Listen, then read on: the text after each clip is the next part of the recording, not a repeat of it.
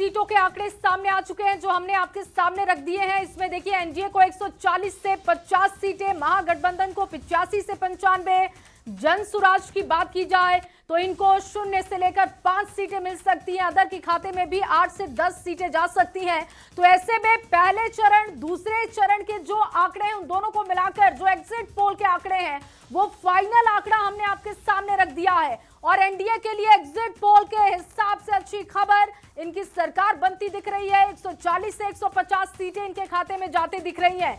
महागठबंधन की अगर हम बात करें, देखिए महागठबंधन के लिए 85 से लेकर 95 सीटें, ये जनता का मूड है। ये एग्जिट पोल हम आपको बता रहे हैं, जो हमने सैंपल साइज रखा, लोगों तक हम पहुंचे, ग्राउंड पर हमारे रिपोर्टर एंकर जो 2 से 3 महीने तक लगातार जनता के बीच रहे, जो कुछ उन्होंने समझा जाना उसके हिसाब से हमने ये एग्जिट पोल तैयार किया है। और इसके आंकड़े ये कह रहे हैं कि जनसुराज को 0 से लेकर 5 सीटें मिल सकती हैं, अदर्स के खाते में 5 से 10 सीटें जा सकती हैं, महागठबंधन को 85 से 95, और सबसे बड़ी जो तस्वीर है वो एनडीए की बनती हुई दिख रही है। 140 से 150 का आंकड़ा है। शुभे जया, लगातार मेगा एग्जिट पोल के आंकड़े हम अपने दर्शकों तक पहुंचा रहे हैं। बार बार हम ये दोहरा रहे हैं कि ये एग्जिट पोल है, एग्जैक्ट नहीं। एग्जैक्ट आपको 14 नवंबर को पता चलेगा कि बिहार की जनता ने किसे स्वीकार कर लिया है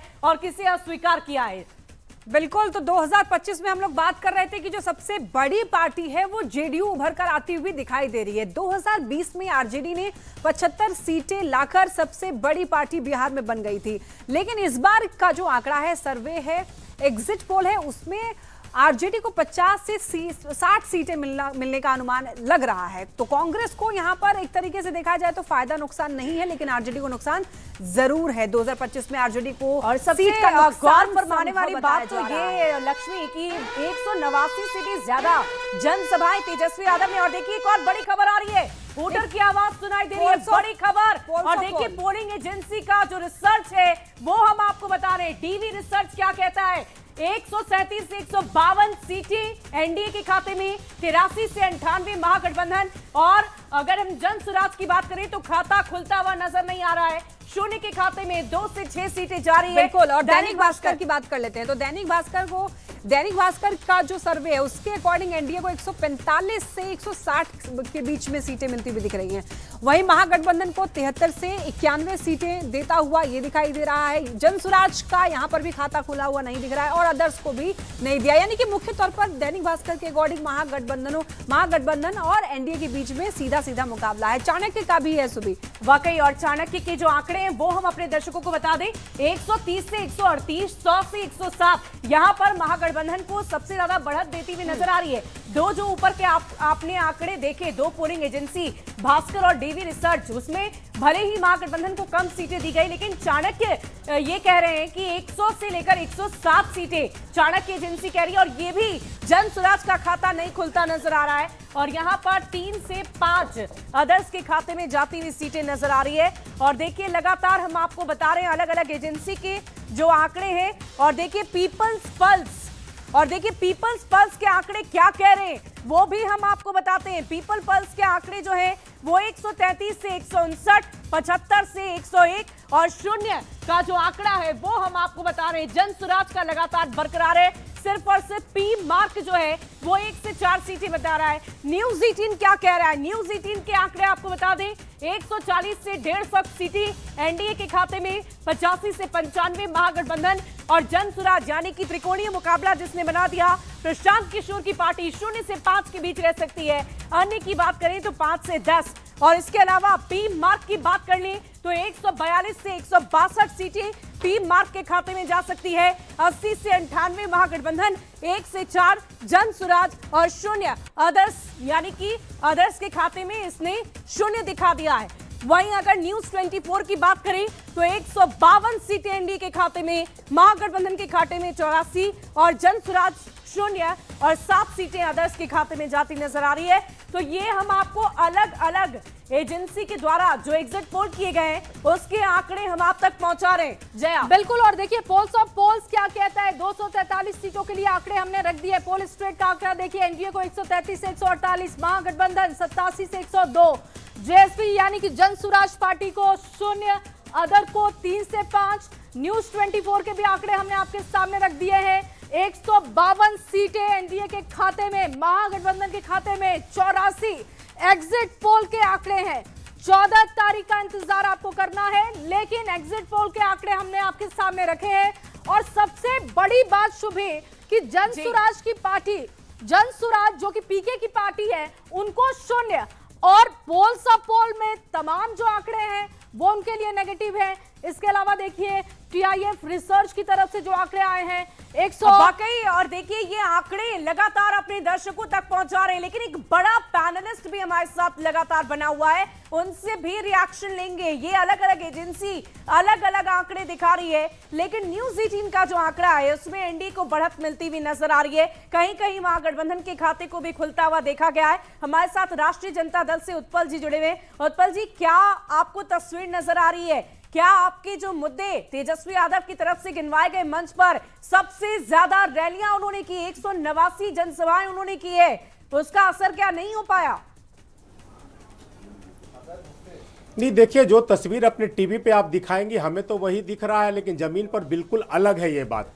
एग्जिट पोल देखिएगा पिछले कुछ वर्षों से हमेशा बिफर जाता है एग्जिट पोल जब आता है तो।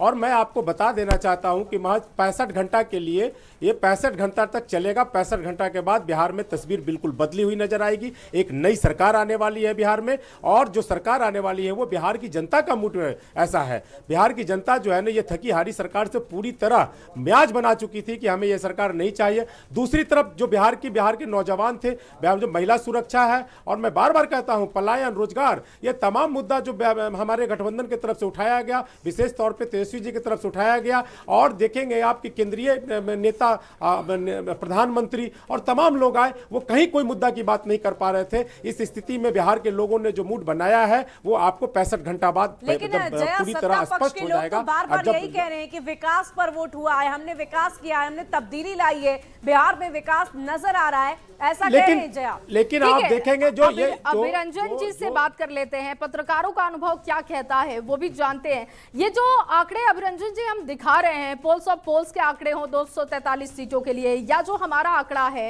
ये क्या लग रहा है? क्या इसी तरीके का ईवीएम जब खुलेगा, नतीजे जब सामने आएंगे, आंकड़े आएंगे, तो इसी तरीके के ये आंकड़े रहेंगे? अब देखिए, जब सारे आंकड़े एक ही दिशा में जा रहे हो तब हम लोगों को भी मानना पड़ता है कि उसके सही होने की गुंजाइश बढ़ जाती है। अगर कॉन्ट्राडिक्टरी दिखता तो हम लोग कहते कि हाँ भाई कुछ कॉन्ट्राडिक्टरी है, कुछ कन्फ्लिक्ट है, हो सकता है परिणाम कुछ अलग होगा। लेकिन जब सारे के सारे एक ही डायरेक्शन में जा रहे हैं तो प्रोबेबिलिटी तो बढ़ जाती है। लेकिन जैसा कि आप भी बता रही हैं और हम भी समझते हैं, हम भी कहना चाहते हैं कि असली रिजल्ट तो 14 को ही पता चलेगा। मैं 2-3 चीजें देखिए बताना चाहता हूँ।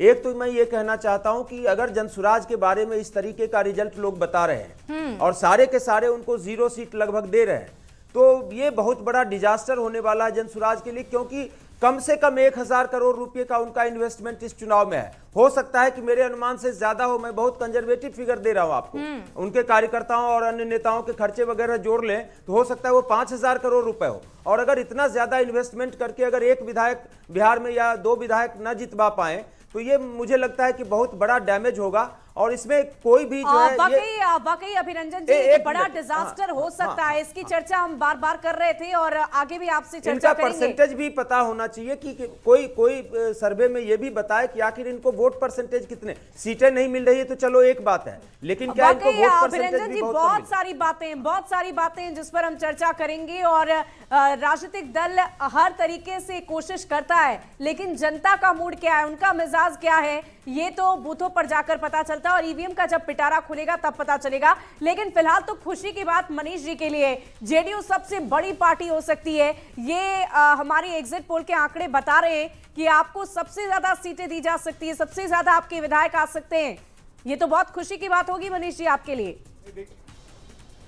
नहीं, देखिए हम लोग लगातार कह रहे थे कि बिहार की जनता को अगर किसी नेता पर विश्वास है तो वो है आदरणीय नीतीश कुमार जी।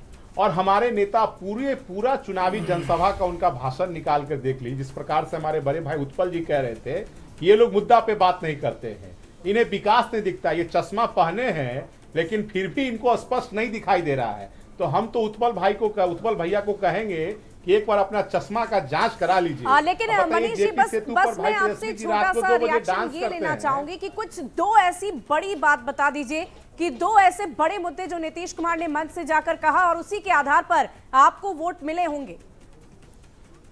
नहीं, देखिए, इस चुनाव में सबसे ज्यादा महिलाओं ने बढ़ चढ़ कर भाग लिया है, यानी कि और महिला बिहार पहला की फैक्टर महिला है और अगर दूसरा सुरक्षित फैक्टर बिल्कुल बिल्कुल बिल्कुल बिहार के युवा छात्र, जिस प्रकार से बिहार में शिक्षा व्यवस्था 2005 तक ध्वस्त हो गया था, नीतीश कुमार जी ने बिहार में हर पंचायत में स्कूल खोला, लड़कियों को स्कूल जाने के लिए साइकिल दिया, भोजन दिया, वस्त्र दिया, स्कॉलरशिप दिया और स्टूडेंट क्रेडिट कार्ड दिया। ठीक है, देश ठीक के है, किसी कोने में मैं जाकर लौटती हूँ आपके कोई पास। बच्चे मनीष जी, अपने लौटती हूँ आपके लिए।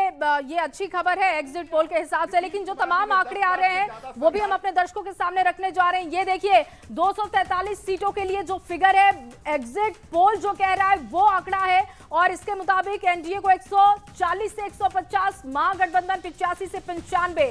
पीके के लिए अच्छी खबर नहीं है, 0 से लेकर 5 सीटें, और अदर्स के लिए 5 से 10, कुछ इस तरीके के आंकड़े एग्जिट पोल बता रहे हैं। लेकिन लगातार हम आपसे कह रहे हैं कि 14 तारीख का इंतजार करना होगा, लेकिन पोल्स ऑफ पोल्स हमारे आंकड़े एनडीए के पक्ष में बहुमत देते हुए दिख रहे हैं। शुभे, वाकई, और लगातार अलग अलग तरीके से हम आपको दिखा रहे हैं। देखिए, हम जीतन राम मांझी की पार्टी की बात कर ले, 0 से 5, चिराग पासवान की पार्टी 10 से 15, उपेंद्र कुशवाहा की पार्टी 0 से 5, और इधर जेडीयू की बात करें तो 60 से 70, 55 से 65। तो ये आंकड़े जो दिखा रहे हैं उसमें आप देखिए, जेडीयू जनता दल यूनाइटेड नीतीश कुमार की पार्टी सबसे बड़ी पार्टी इस चुनाव में उभर कर हो सकती है, ऐसे हमारे आंकड़े बता रहे हैं। जया, बिल्कुल, और महिलाओं वाला फैक्टर जिसका जिक्र मनीष जी कर रहे थे, जिसका जिक्र वो भी कर रहे थे, युवाओं वाले फैक्टर की बात कर रहे थे, वो लग रहा है कि काम करता हुआ दिख रहा है। घटक दलों का क्या है आंकड़ा, वो हम रख रहे हैं। देखिए, बीजेपी 55 से 65 है, जेडीयू 60 से 70, हमको 0 से 5 सीटें मिल सकती है।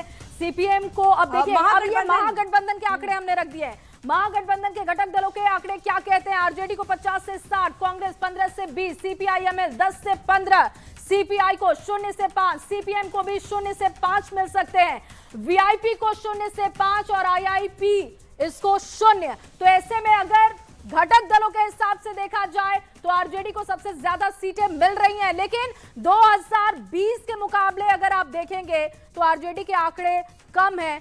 लगातार हम बात भी कर रहे हैं, संजय जी का रुख करूंगी मैं। संजय जी, ये जो घटक दलों के आंकड़े दिखा रहे हैं, चाहे वो एनडीए घटक दल हो या फिर महागठबंधन की बात करें, ये जो आंकड़े हैं घटक दलों के लिए एग्जिट पोल बता रहा है, उस पर आपका रिएक्शन क्या है?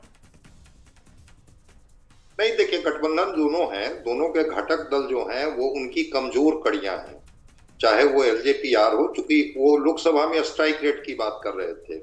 तो अगर 29 सीटें उनको मिली है और अगर वो 10 भी जीत जाते हैं, हालांकि इसको मैं एग्जैक्ट नहीं मानता हूं, तो मैं मानता हूं चूंकि हम लोग भी जमीन पर चीजों को सेंस करते हैं कि वो उनकी कितनी सीटें आ रही है। जहां तक ये जो उनके साथ हम है, हम का ये जो आंकड़ा है उसको लेकर के भी है, और उनके साथ जो आरएलएम है जो 6 सीटों पर लड़ रहे हैं, 1 सीट दिखा रहे हैं।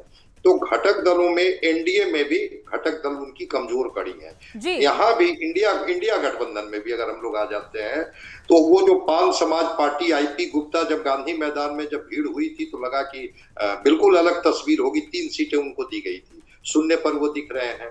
कांग्रेस, हालांकि अभी कहा जा रहा है कि कांग्रेस ने बहुत अधिक होगी न कम होगी, लेकिन कांग्रेस में मानता हूं कि कमजोर कड़ी साबित होगी।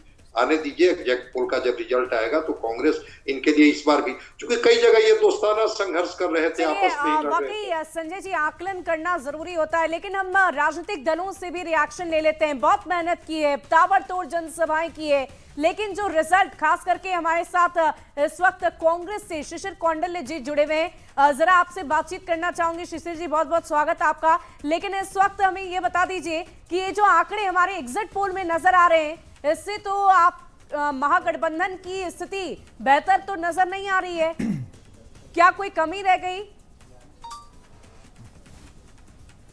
और देखिए, दरअसल क्या है कि अभी हम लोग एग्जिट पोल देख रहे थे और लगभग 2015 से, उससे पहले की बात तो मैं नहीं करता, 2015 से लगातार एग्जिट पोल मैं देख रहा हूं, उस पर हमारी नज़र है। और आपको भी शायद पता होगा कि 2015 का एग्जिट पोल फेल किया, 2019 का एग्जिट पोल फेल किया, 2024 का एग्जिट पोल फेल किया। लेकिन और शिशिर इस जी, मैं बार आपको यहाँ पर मैं रोकना आपको चाहूंगी, बताऊं कि टोकना जो आपका चाहूंगी कि एग्जिट न्यूज़ पोल 18 है, जो एग्जिट पोल दिखाता है वो सत्य ही साबित होता है। पिछली दफा भी महागठबंधन की सरकार बनते हुए हर न्यूज चैनल पर दिखाया गया था, लेकिन न्यूज़ 18 ने एनडीए की सरकार बनते दिखाया था और वही रिजल्ट भी साबित हुआ था। सर देखिए, दरअसल क्या है कि कौन से ज्योतिष प्रेडिक्शन करते हैं वो मुझे नहीं पता, कहाँ से बूथ पे बानगी निकालते हैं ये भी हमें नहीं पता, लेकिन मैं इतना बता दूं आपको, और मैं कॉन्फिडेंटली बता रहा हूं, आज भी मैं वोट देकर के आ रहा हूं अपने क्षेत्र से, और जनता इस बार बदलाव के मूड में है। जनता चाहती है कि ये जो ये संयम अच्छा है सरकार और इंतजार बहुत अच्छा होता है, इंतजार अच्छा होता है शिशिर जी। और जब आपके पक्ष में बात बन जाए तो फिर उससे बेहतर कुछ नहीं। 14 तारीख का इंतजार कर लेते हैं। जेडीयू से अरविंद जी हमारे साथ जुड़े हैं। सुनिए ना, मैं आपने जब सवाल किया, मैं लौटती हूँ क्योंकि अरविंद जी भी अभी जुड़े हैं। हैं। आप जब सवाल करेंगे तो उसका जवाब भी तो लेना चाहिए आपको। अच्छी खबर है तो उनसे बात करना भी बहुत जरूरी है। अरविंद जी, क्योंकि मनीष जी तो लगातार बता रहे हैं कि कौन से बड़े फैक्टर हैं जो आप लोगों के पक्ष में जा रहे हैं, उन्होंने काम किया होगा और ये आंकड़े इस तरीके के दिख रहे हैं। आपका क्या मानना है, क्योंकि अब जो ओवरऑल आंकड़ा है ये कह रहा है कि जेडीयू सबसे बड़ी पार्टी बनकर उभर रही है, कौन से वो बड़े फैक्टर हैं जो काम कर गए? देखिए, पिछले 20 वर्षों के दरमियान आदरणीय नीतीश कुमार जी ने बिहार के लिए जो काम किया है, बिहार में चाहे वो आधारभूत संरचनाओं का विकास का मामला हो, बिहार के महिलाओं को आत्मनिर्भर बनाने का जो योजना हो, युवाओं को सरकारी नौकरी देने का मसला हो, बिहार में ग्रामीण अर्थव्यवस्था में सुधार लाने की प्रक्रिया हो, बिहार में छोटे छोटे उद्योग धंधों को स्थापित करने की दिशा में उठाए गए सरकार के कदम हो, सरकार के स्तर पर जो काम किए गए ओवरऑल उसका प्रयास है। कुल मिलाकर के यह कहा जा सकता है कि आदरणीय नीतीश कुमार जी ने जो 2 दशकों बड़ी खबर आ रही है,